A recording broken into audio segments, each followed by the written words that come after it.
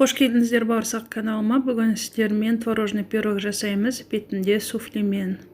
Өте дәмді болып шығады, жасап көріңіздер.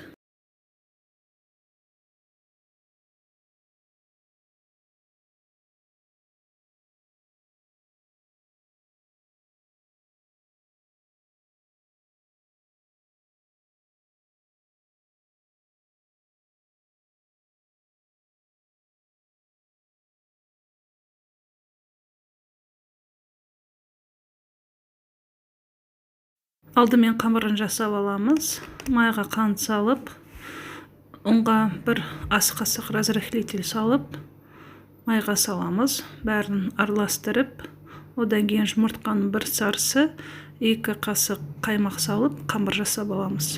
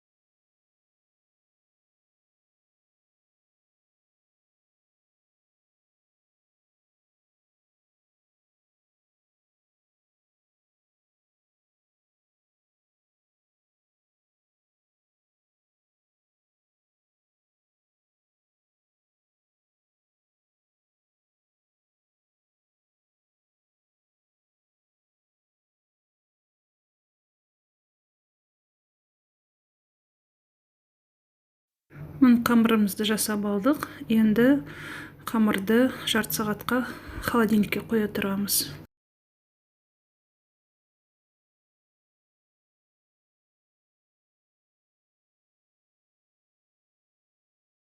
Енді пирогтың начинкасын дайындап алайық. Оған жарты келі творогты аламыз, қант саламыз, 3 жұмыртқаның сарысын, қаймақ, 100 мл, 1 пачка ванилин, 2-3 қасық манка саламыз да, бәрін блендерден жақсылап араластырамыз.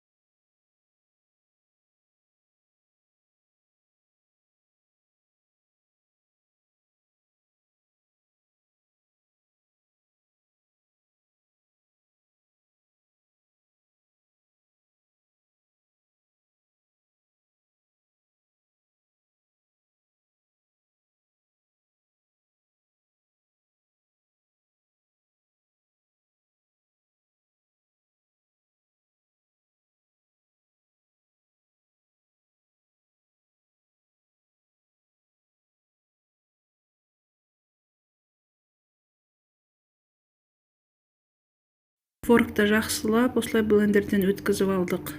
Енді қамырға көшеміз. Қамырды алып, жұқа етіп жайып аламыз. Менде 22 диаметрлік форма. Формаларыңыздың көлеміне қарай жұқа етіп жайып аламыз.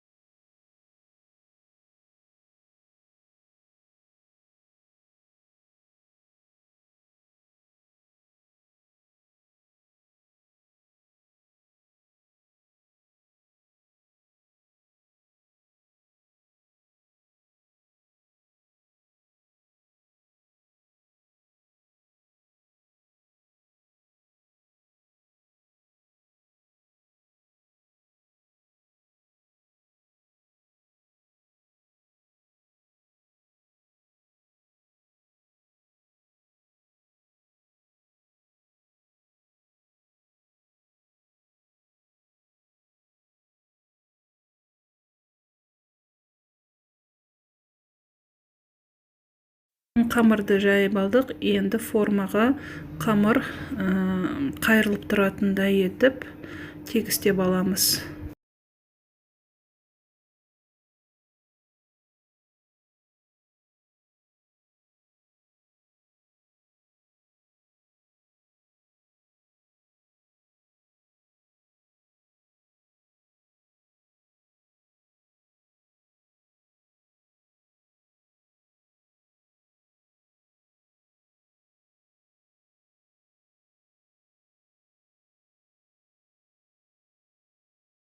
Мені формаға келтіріп, қамырды тегістеп алдық. Енді бетіне жаңағы творожный начинкамызды құямыз.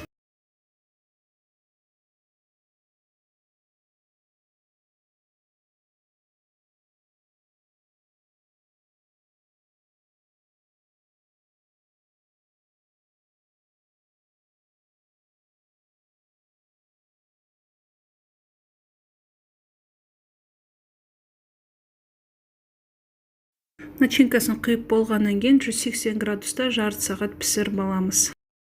Пирогымыз пісуге 5 минут жақындағанда формадан аламыз да жаңағы суфлемізді құямыз. Суфлені дайындау үшін 4 жұмыртқаның ақуызы қант салып, жақсылап 10 минуттай аппақ болғанша дейін айналдырамыз.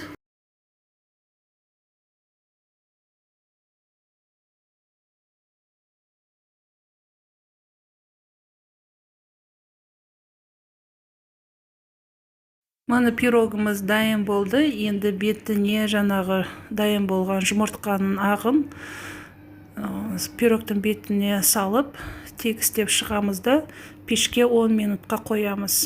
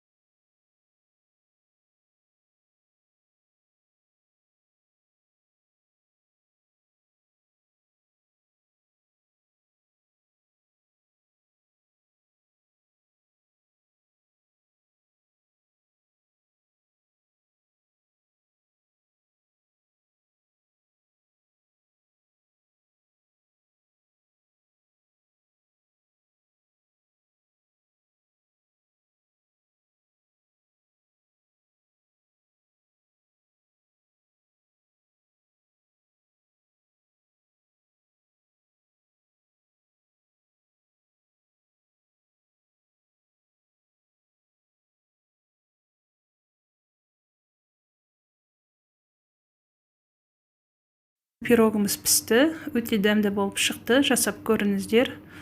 Менің каналыма тіркеліп, лайк басып кетіңіздер. Көп рахмет.